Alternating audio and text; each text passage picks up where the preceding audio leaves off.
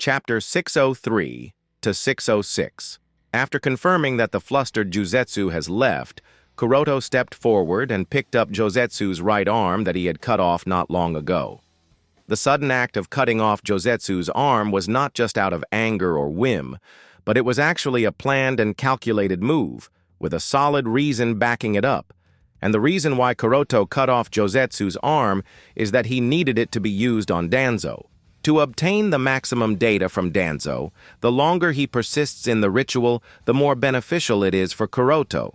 So to make sure that he extracts maximum benefit out of Danzo, he has to solve some of Danzo's physical problems so that he doesn't die instantly during the ritual. Although Danzo was able to somehow transplant Uchiha Shin's right arm into himself, it is not made up of Danzo's flesh after all, so it will inevitably become another unstable factor in the ceremony. To make sure that this unstable factor doesn't create that much of a problem, the best option would be to replace that entire arm itself. And if that arm is to be replaced, it has to be replaced with an arm that remains consistent with Danzo's body, as well as have Hashirama cells in it. And is there a better option compared to Zetsu's arm? Zetsu's arm would be most suitable for him because not only will Zetsu's arm replace Shin's arm without inducing any unstable factor for various reasons, it will also strengthen Danzo's aging body, which will help Danzo bear the heavy strain of ritual and help him persist longer. Therefore, Kuroto decided that that arm should be replaced with Zetsu's. And for that, Kuroto initially considered cloning an entire right arm using the cell tissues of White Zetsu's clone, but cloning Zetsu's cells is a very laborious process because of the presence of Hashirama cells in them.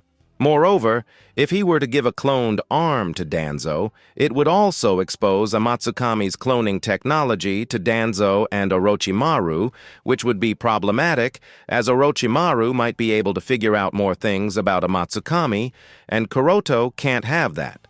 So after some consideration, especially after this Josetsu guy came in front of him, Kuroto decided to use Josetsu's arm for that process, and so he did what he did. Of course, now how to hand over this arm to Danzo is also an issue, as neither can he, nor can Homusubi directly go to him and advise him to use this arm as a replacement, but it is still not that big of an issue, as this work can be left to Naomi. Once Naomi is instructed, she will deliver this arm to Danzo. Having decided so, after Kuroto sealed Zetsu's arm in a scroll, he then disappeared from this place and decided to go and meet Naomi. At the same time, somewhere else in the Land of Fire. Similar to Hyuga Kuroto, Uchiha Itachi, who was called upon by the Akatsuki organization, arrived at an isolated place. Worried about Sasuke's safety, Itachi actually arrived quite early, and seeing that there was no one present nearby, Itachi decided to wait. After a while, Josetsu, whose arm was cut off by Kuroto, appeared in front of Itachi with a flustered expression. Itachi was disappointed when he saw that the person who came to meet him is not the masked Uchiha of the Akatsuki, but just one of those Zetsu beings. Having learned his lesson in front of Kuroto, this time Josetsu didn't try to intimidate or play around with Itachi, and directly said, "You can call me Josetsu, and I am responsible for contacting you from now on. The suspects you have given us the last time are under investigation, but the possibility of them being members of Amatsukami is quite less. As such, we need you to investigate in more depth and figure out other Uchiha who could be Homusubi." Obviously, the information Itachi previously handed to Akatsuki was not instructed by Kuroto. It was Itachi's own investigation. Being one of the Homusubi himself, Itachi is obviously aware of the exact identities of all the Homusubi. But still, Itachi decided to investigate if there were any Uchiha who went missing since Konoha was established. After carrying out his research, Itachi didn't find many people who went missing strangely. The ones who went missing in some war, the status of most of them was indeed confirmed, as their corpses were searched and discovered by the search team of the Uchiha clan, so not many suspects exists in reality. In the truest sense, if you ignore the Uchiha brothers who were kidnapped by a Matsukami and Uchiha Hiragi who was kidnapped by Akatsuki only to be used in Hiruko's chimera ritual, then there were only two Uchiha clansmen whose final status was never confirmed. But the one who can be suspected to be Homusubi is naturally Uchiha Obito, who sacrificed himself to save Kakashi and Rin at the Canopy Bridge. Understanding so, Itachi asked, with a calm expression, "What about the information I gave last time? Has the masked man ruled out the suspicions of Uchiha Obito being Homusubi?" After all, the description of Uchiha Obito's death, according to the testimony of Hatake Kakashi and Nohara Rin, was that Uchiha Obito was buried by rocks. However, strictly speaking, neither of them actually witnessed Uchiha Obito's death. Moreover, his body was never found, either. So logically speaking, they cannot rule out the possibility that Uchiha Obito is still alive if he was, by some miracle, rescued or captured by someone.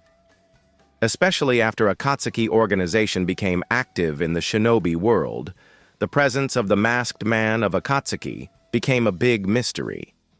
But when he stole the Mangekyo Sharingan in Kakashi's eye, many people began to doubt that he is Uchiha Obito. Although the masked Uchiha of Akatsuki claims to be Uchiha Madara, there are very few people who are willing to believe his claim, and Itachi is more than certain that he is Uchiha Obito.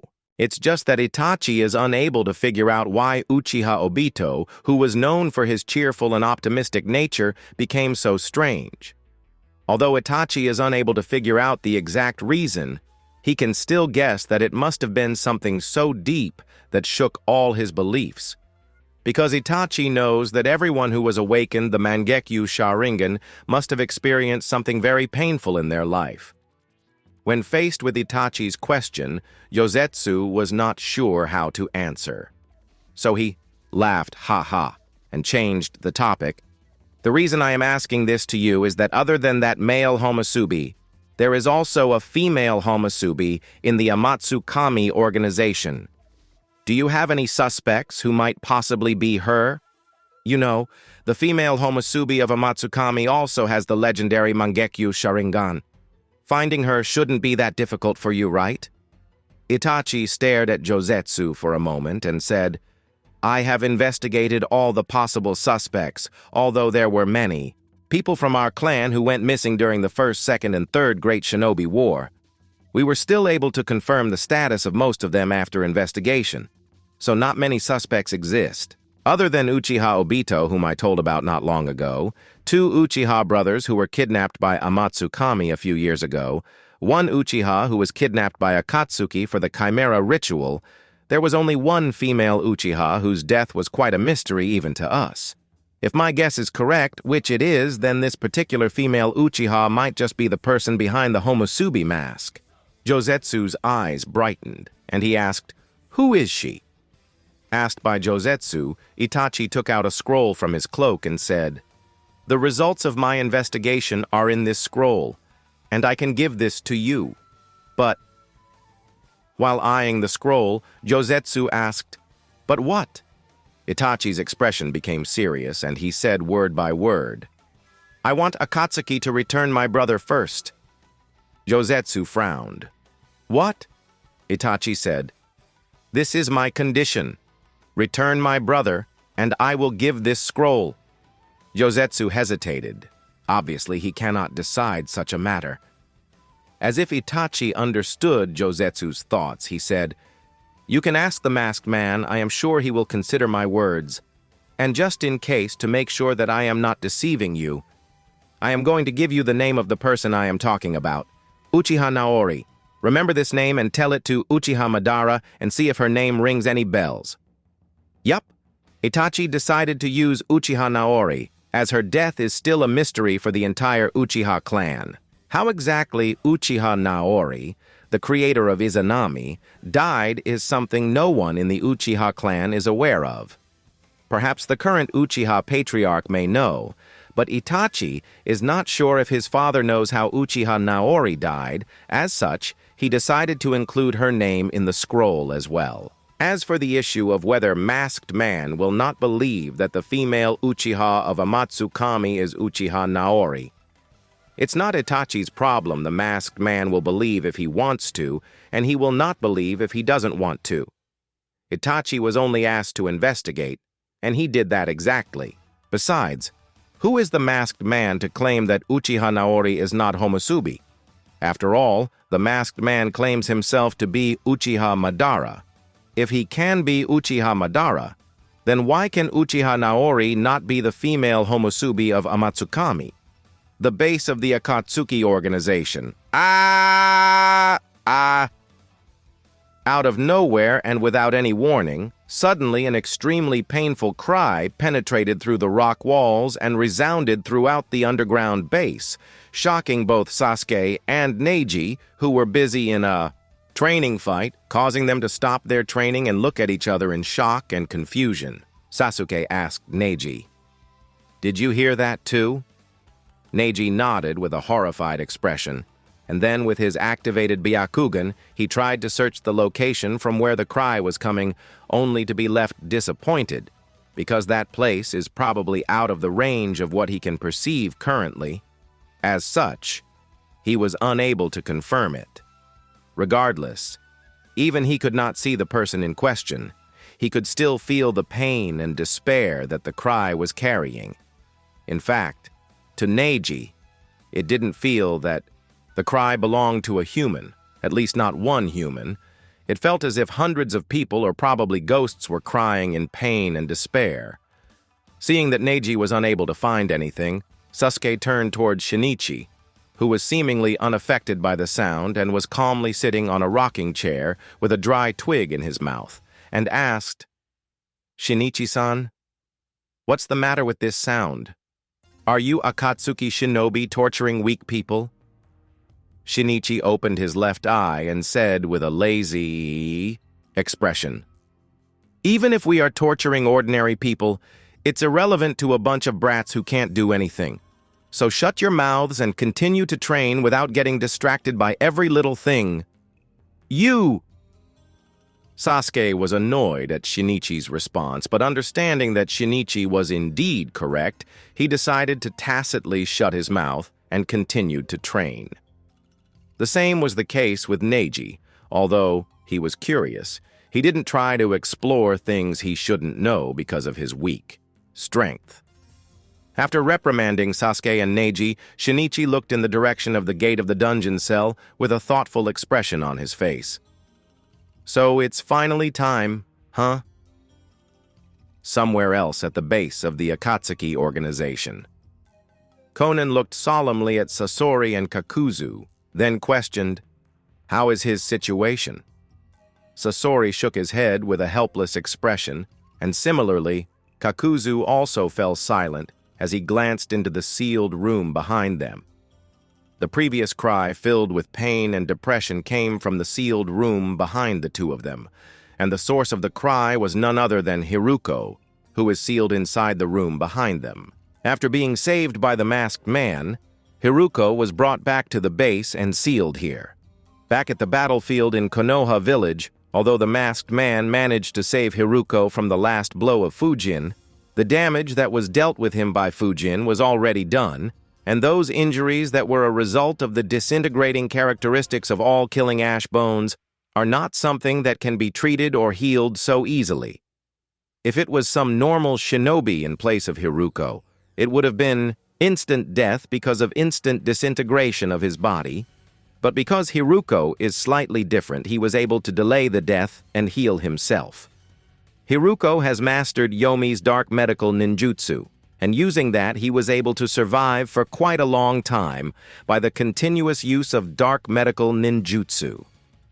However, given how grave Hiruko's injuries were, even if he somehow managed to heal them, he could not escape the backlash caused by the unstable chimera buds in his body. And the moment he lost control over the unstable chimera buds, he was decapitated. His organs began to decay at an extremely fast speed, and his entire chakra pathway disintegrated within seconds. With all this damage, he lost complete control over the chimera buds in his body, and those same chimera buds took control of his body. Sort of like a shinobi version of Venom, Spider-Man reference. But unfortunately for Hiruko, even the Venom version of chimera buds was not that smart, and all it did after taking control over Hiruko's body was further destroying Hiruko's body. So, within just a few minutes, Hiruko, who might have survived, became messed up and guay. When Obito returned to Akatsuki base and took out Hiruko from his Kamui dimension, no, not just him. All members of Akatsuki were surprised at Hiruko's condition. He was nothing but a mess, and they were not even sure what to do with him. In fact, what happened with Hiruko was actually within Kuroto's expectations. Considering how forcibly Hiruko absorbed his targets during the ritual, Kuroto had predicted that something of this sort will happen. His doubts were only confirmed when during Fujin vs. Hiruko battle, he felt chimera buds gaining control over Hiruko. So Kuroto has been sure that after Fujin vs. Hiruko battle, Hiruko would no longer remain alive, and most definitely die. And to make sure such a thing doesn't happen to him, Kuroto is taking extreme precautions and risks. The fact that he is cooperating with Danzo, and is even going as far as to reveal several of his theories to them, is all for the sake of eliminating the hidden dangers that the Chimera Jutsu carries, because he doesn't want to end up the same way Hiruko did. Anyway, all that aside, receiving no reply from Sasori and Kakuzu, Konan, who was unwilling to give up, questioned again, "Is there really no other way to save him?" Hiruko is Nagato's worshipper and follower, and his strength is also the third strongest within the Akatsuki organization, so Konan is not willing to give up on him so easily. Sasori said with a helpless expression, "He is no longer Hiruko.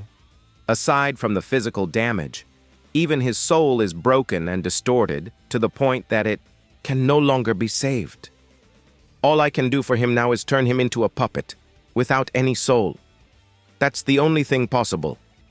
Other than that, there is no other way." Konan sighed after receiving Sasori's explanation, and then looked at Kakuzu. Kakuzu also shook his head and said, "I can't do anything either. For my Earth Grudge technique to work, he has to be alive, and he has to be a human. That's no longer the case. In fact, I am surprised that he was able to survive this long. But it won't work anymore. And we can't do anything for him even if we want to do anything for him.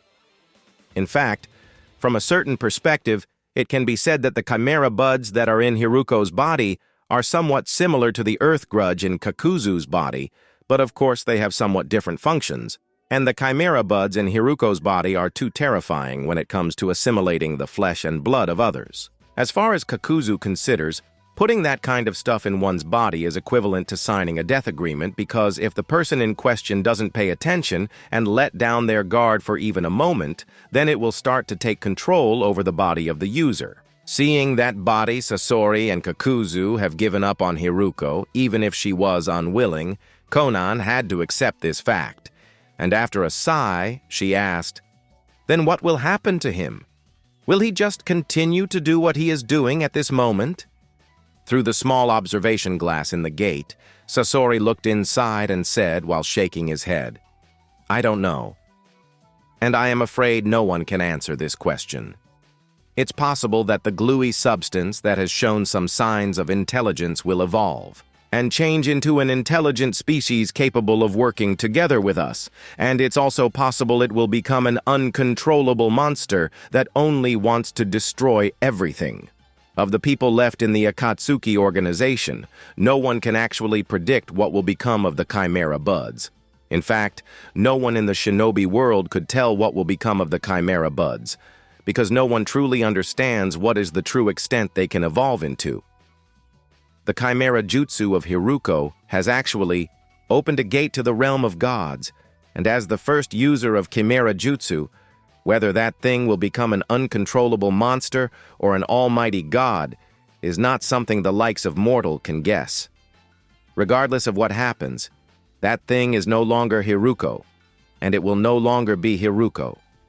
Just when Konan was troubled and helpless in regards to Hiruko, In another room of the base of the Akatsuki organization, Josetsu, who has just returned to the base after his meeting with Hyuga Kuroto and Uchiha Itachi near Konoha village, was reporting the conditions proposed by the two of them. "It seems I underestimated the two of them," muttered the masked man after having listened to Josetsu's narration, but his expression under the mask clearly told that he wasn't so surprised by the sudden conditions posed by Hyuga Kuroto and Uchiha Itachi. White Zetsu on the side asked, "What are you going to do? Are you going to agree to their terms?" After crossing both his arms over his chest, the masked man thought about it for a while, and then said, "Since Uchiha Itachi claims to have collected some useful information, then we can return his younger brother to him to get that information. And since we are going to return Itachi's younger brother, then it should be fine to return Hyuga Kuroto's disciple too. Otherwise, he won't rest easy. While collecting the intelligence, it is a well-known fact that both Uchiha Sasuke and Hyuga Neji were together kidnapped by the Akatsuki organization. So, what Akatsuki should do is either keep them together as hostages or release them together. Otherwise, it would be impossible to reassure both Uchiha Itachi and Hyuga Kuroto at the same time." Zetsu asked again, "Are you sure you want to let go of the two of them?" The masked man nodded. "Let them go together. These two kids are of no use to us anyway. They are too young to do anything for us." Obviously, the masked man doesn't give any importance to the two kids, no matter how talented they are in fact. In his opinion, they are of no value to him. So if they can be used to reassure the two spies and make them feel credible to work together with and for the Akatsuki organization, then that is more than enough. Moreover, there is also the fact that the deal with Orochimaru failed, as the cunning snake did not take the bait. In fact, it was quite strange to not find Orochimaru in any of his bases. The Kiri squad of the Akatsuki organization spent a lot of effort to raid all of the bases of Orochimaru, but no matter how much effort they put in, they were unable to locate Orochimaru.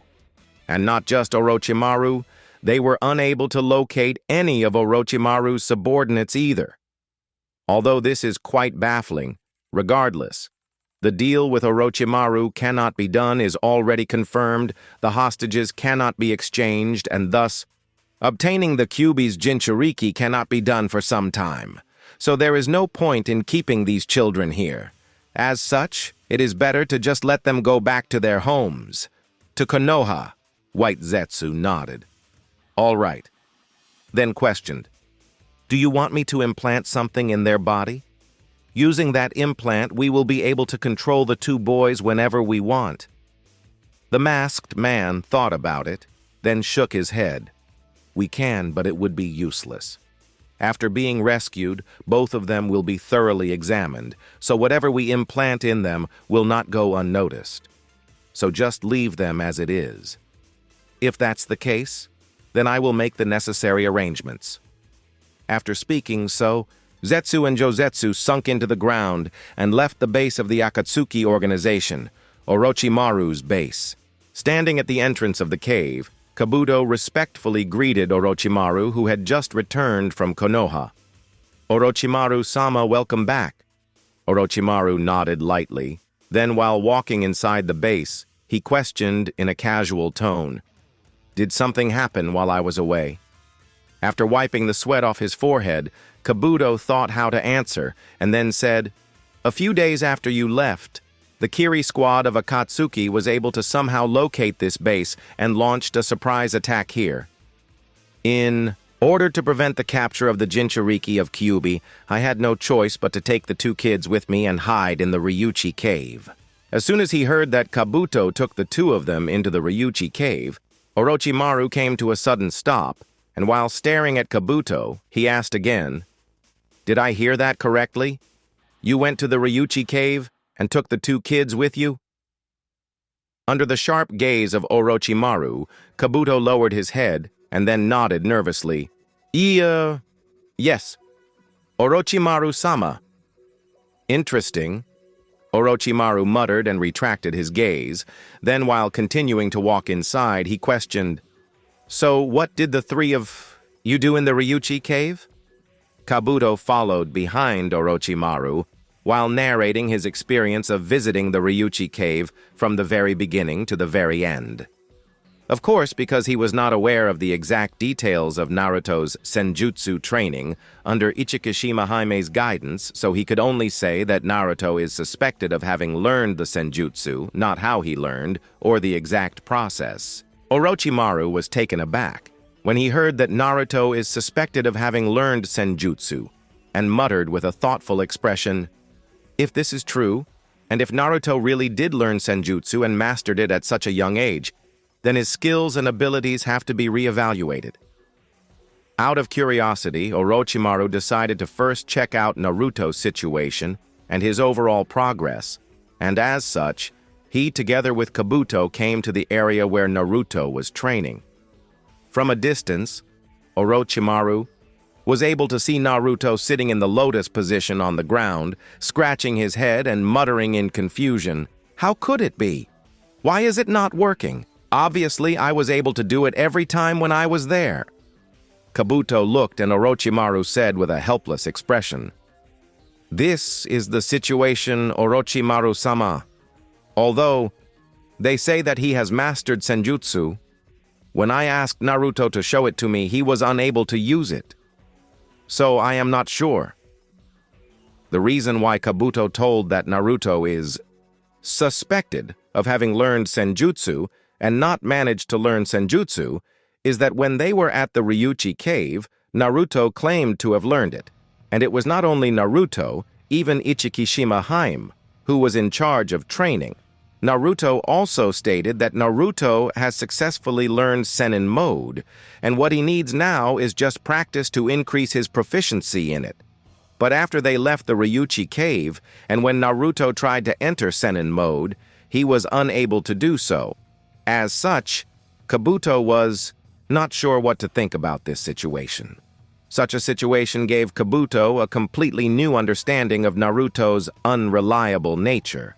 And Kabuto even developed an unreliable impression of Ichikishima Haim, wondering whether she really taught Naruto or not. Orochimaru, who is more experienced than Kabuto, didn't judge that Naruto is unable to enter Sennin mode. Instead, he took a step forward and carefully observed Naruto's state while Naruto sat motionlessly. Orochimaru also asked several questions from Naruto, and after completing this set of steps, Orochimaru nodded with a smile. "So, that's the reason? It makes sense." Kabuto with frowned eyebrows also observed Naruto's state, but unlike Orochimaru, he was unable to judge anything, and therefore questioned Orochimaru. "Orochimaru-sama, have you found the crux of the problem?" Orochimaru looked at the surroundings and explained, "The foundation of senjutsu, sage art, and sennin mode is the natural energy present in the heaven and earth. The reason why Jugo is able to partially control sage arts and also talk with birds and animals is that his body is capable of absorbing natural energy. So, communicating with natural energy and being able to feel it and absorb are the fundamentals of sage arts, which Naruto-kun has indeed learned. The main reason why Naruto-kun is unable to enter the Sennin mode here, but was able to enter it at the Ryuchi cave, is that the density and concentration of natural energy present here are not as high as compared to the 3 unexplored sage regions. Of course, with enough practice, he should be able to enter Sennin mode even here without much difficulty. But it will take a lot of time and effort, especially for him when the Kyuubi sealed inside him is towing him down. After hearing Orochimaru's reasoning and understanding the crux of the problem, Kabuto realized the answer. And realizing so, Kabuto couldn't help but mutter, "So, it means that Naruto has indeed learned sage arts." Orochimaru nodded with a solemn expression and said in a deep tone of voice, "Yes, I didn't expect this little guy who is not even capable of learning a basic clone jutsu can manage to learn something so difficult as senjutsu. Perhaps this is fate, He is the child of those two, and similar to them, there is indeed a field of expertise where their child is as talented as them, or perhaps even more talented than them. Kabuto was overjoyed after hearing Orochimaru's words and said, "This is great. Since Naruto-kun has managed to learn senjutsu, then with him in our hands we should be able to explore senjutsu with relative ease and figure out a safe method of learning it." But unfortunately for Kabuto, he had to be disappointed because Orochimaru shook his head. "I am afraid this is no longer possible for now, as the two children have to be handed over to Konoha immediately." Kabuto was taken aback and asked, "Well, what? Surely you are joking, Orochimaru-sama?" Orochimaru shook his head. "I am extremely serious. Well, it's part of the deal I made with Shimura Danzo. But you don't have to worry. We are only handing over the two kids to Danzo. If we are careful enough, we can always remain in contact with Naruto-kun, especially with his simplistic mind." Kabuto nodded with a sigh. "I see. It can't be helped then." Orochimaru nodded, and while patting Kabuto on the shoulder, he instructed, "Make all the arrangements, and the performance of the rescue of the two kids must look extremely realistic, as if the two of them were indeed rescued by Danzo." After speaking until here, Orochimaru paused slightly, and as if he suddenly remembered something, he added, "Also, make sure to instruct Naruto-kun to not disclose the fact that he has learned senjutsu." Understanding the agreement between Orochimaru and Danzo, Kabuto didn't ask anything else and went straight to complete the instructions he was given by Orochimaru. Half a day later, boom, boom, boom, boom, boom, boom. In a certain valley, continuous explosions reverberated and could be heard from miles away as the war between shinobi commenced. With Shimura Danzo in the lead, a group of shinobi quickly raided an underground base that was hidden somewhere in this valley and started to eliminate all the enemy shinobis. In the midst of the battle, some of Danzo's men who were disposing of enemy shinobi managed to find Uzumaki Naruto and Hyuga Hinata locked up in a secure prison cell. And as soon as the two hostages were found, both of them were quickly transferred to Danzo's side. Looking at all the fierce shinobi around him, with each one of them wearing a strange mask, Naruto, despite how ignorant and dull, and despite not understanding the situation he was in, didn't dare to act recklessly or out of line. He remained silent and on guard against those around him, and he was just trying to protect Hinata, who was shivering in fright and hiding behind him. Danzo didn't care about the thoughts of the two children, and he was only looking at them as the key to becoming Hokage. So as soon as he knew that the plan has succeeded, he ordered, "The targets have been rescued. Now quickly eliminate all the enemy shinobi and take over their base." With Danzo's order, his men speeded up their offensive, and not long after all the enemy shinobi were eliminated, and the entire base was taken over. Of course, several of Danzo's men also died in the process, but without paying any mind to them, the rest quickly returned to Konoha in order to announce the successful rescue of the Jinchuriki of Kyuubi and their victory over the rogue shinobi Orochimaru. Did you all hear what I heard? Yesterday, Danzo-sama personally leads some shinobi and managed to rescue the daughter of the patriarch of the Hyuga clan, as well as the Jinchuriki of the Kyuubi. Yes, I heard about it too. It happened last night. It is said that the two of them were rescued from Orochimaru's secret base. If that cunning snake hadn't escaped at the last moment using that kid as the hostage, he would have been killed by Danzo-sama. Sigh, it's a pity. If only... Shh. On the streets, at the tea shops, in the alleys, and at many other places, people were gathered in groups of 2 or 3 and discussing the recent events. The topic of discussion was obviously what happened just yesterday night, where Shimura Danzo personally led a team of Konoha shinobi, and he not only rescued the eldest daughter of the patriarch of the Hyuga clan, as well as that kid, but he also killed countless rogue shinobi under Orochimaru, then captured his base, and thus returned after gaining a major victory over Orochimaru.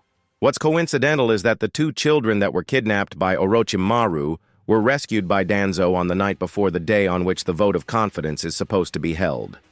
So some witty people can obviously understand the implication of this rescue operation, especially since the news of the rescue operation was immediately made public through various means. Considering that the Kyuubi's Jinchuriki was rescued and brought back to the village, such an important piece of information should have been kept secret from everyone in order to avoid attracting the attention of the Akatsuki organization.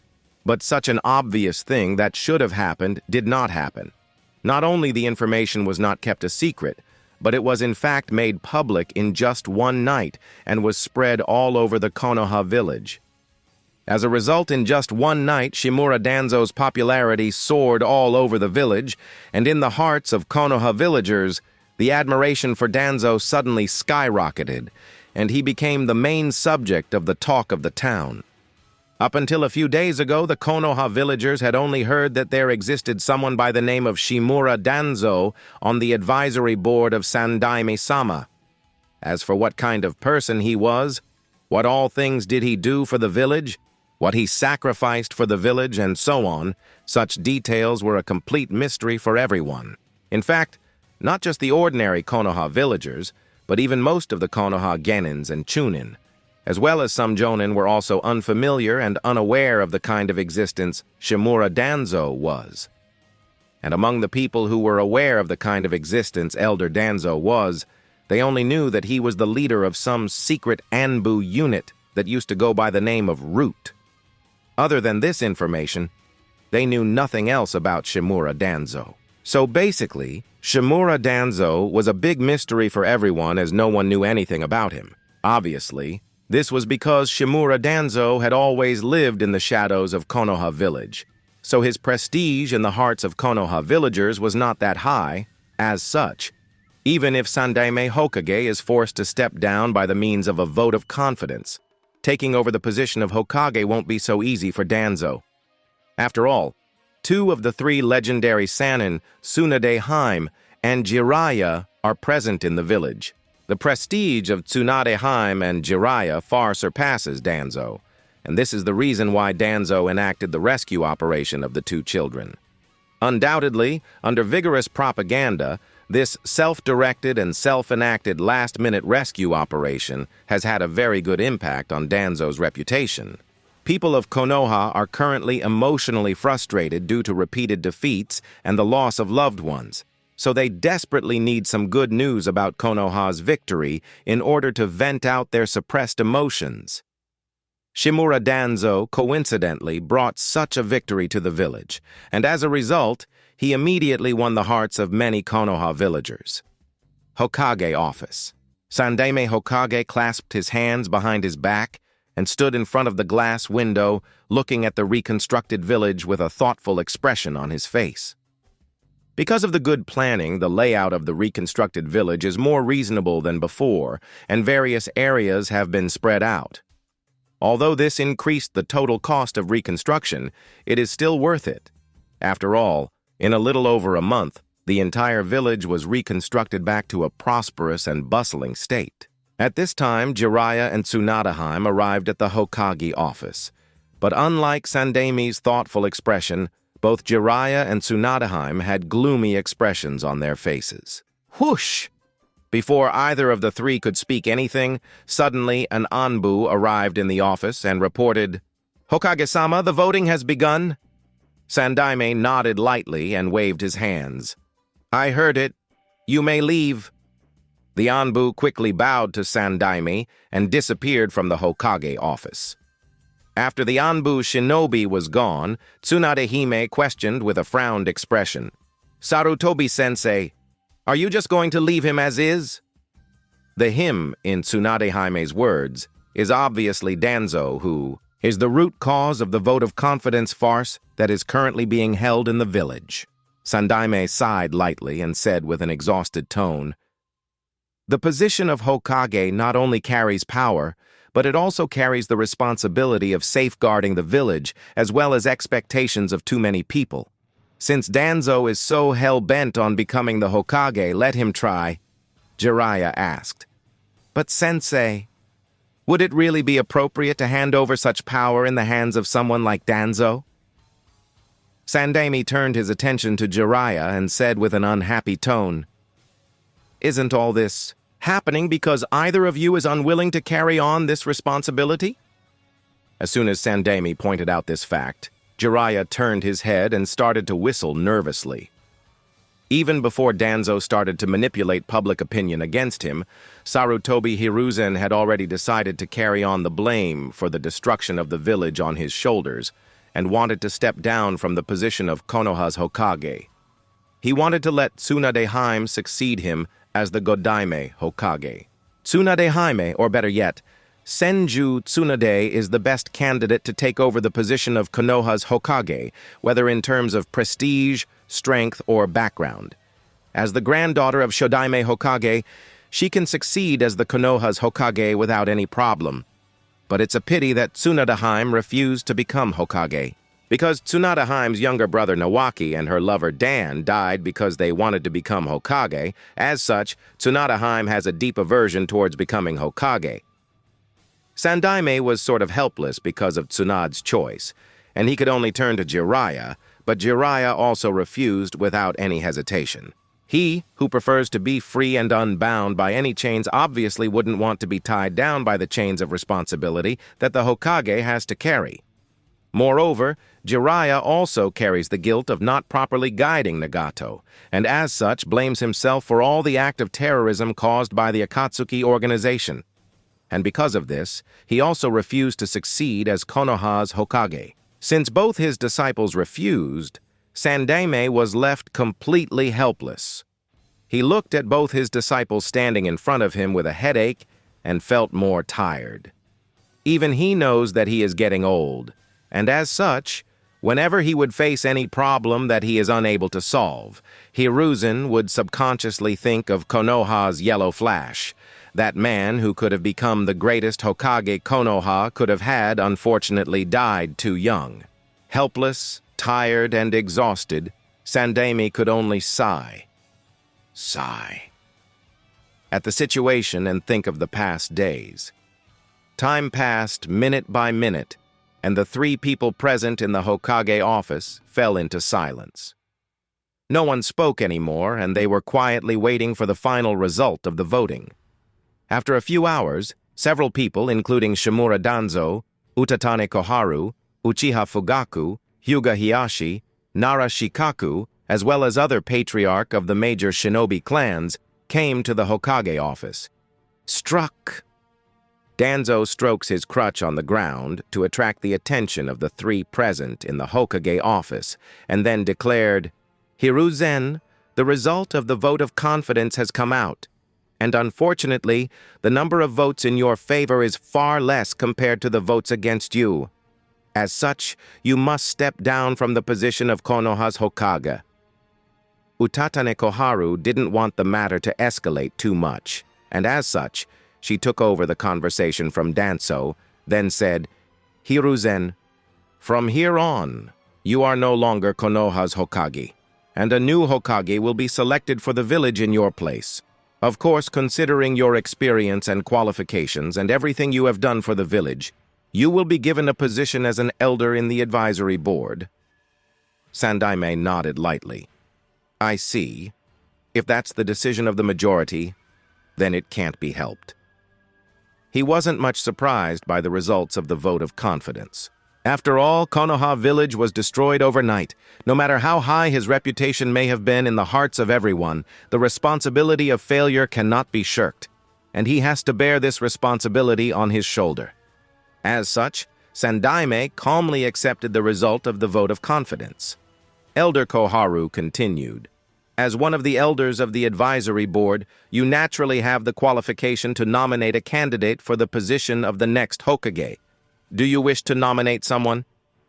At the proposition of nominating a candidate, Sandaime glanced in the direction of Tsunade and Jiraiya. However, both of them avoided his gaze, clearly indicating to not nominate them. If Sandaime had died, then driven by a sense of responsibility, one of them may be willing to stand up and take the mantle of Hokage along with all the responsibilities that come with the position. But because he is still alive, so neither of the two is willing to tie himself or herself to the position of Hokage. Obviously, this was also within Hiruzen's expectations, and he could only remain silent at this time. And seeing Sandaime standing silent, even Elder Koharu sighed and said nothing. In fact, not just Sandaime, even she is also authorized to nominate a candidate for the position of Hokage, but similar to Hiruzen, she has also encountered the same problem. There are no suitable candidates who are willing to take the position of Konoha's Hokage. Jiraiya and Tsunade Haim, who are both suitable, are unwilling to take that position. Meanwhile, the shinobi of the younger generation, such as Kakashi, Asuma, and others, lack the required strength and prestige required to become the Hokage in the current tangled situation of Konoha and the shinobi world. Seeing that both Hiruzen and Koharu fell silent, Danzo took a step forward, and after noting everyone's expression, he stated, "I nominate myself as the candidate for the position of the Godaime Hokage." As soon as Danzo made his declaration, Uchiha Patriarch narrowed his eyes for a moment, but after a little deliberation, he chose to remain silent, said expressed his neutrality. Although Shimura Danzo has always been hostile to the Uchiha clan, he is a weak old man after all.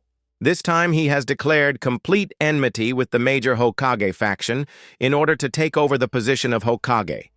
As such, Fugaku believes that even if he becomes Hokage, he wouldn't dare to express open hostility to the current Uchiha clan, especially not with the presence of Uchiha Shisui in the Uchiha clan. Similar to the Uchiha Patriarch, even the Hyuga Patriarch narrowed his eyes for a moment. However, similar to Uchiha Patriarch, he too remained silent. The reason being that Shimura Danzo rescued his elder daughter not long ago. As such, Hyuga Hiashi owes him a favor and can't question him, not openly at least. And similarly, Sarutobi Hiruzen, Utatane Koharu, Senju Tsunade, as well as Jiraiya, also remained silent. Seeing everyone's silence, the patriarchs of the other shinobi clans under the lead of the Nara Patriarch also remained silent and did not oppose Shimura Danzo's nomination of himself. The result of this meeting turned out that in the silence of everyone, Shimura Danzo became the only Hokage candidate fighting for the position of Godaime Hokage.